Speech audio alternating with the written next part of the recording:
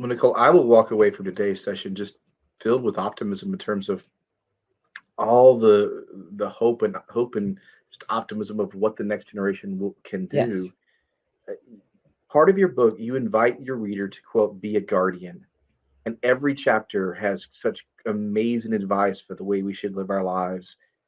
Act like everything is local, respect the blue line, live life, you know, not as a crew, not as a passenger, right? Go slow to go fast. It's those titles themselves can help us live a better life.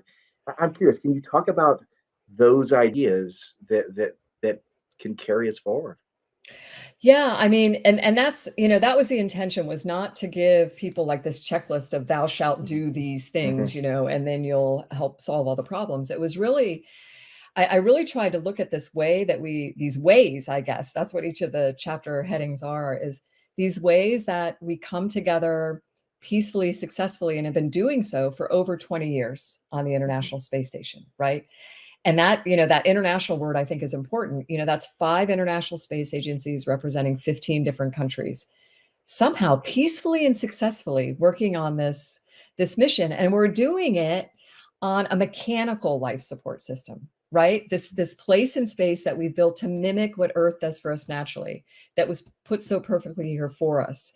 And somehow, while we're a crew on that station, we recognize that, man, I got to pay attention to how much CO2 is in my atmosphere. I've got to know how much clean drinking water I have.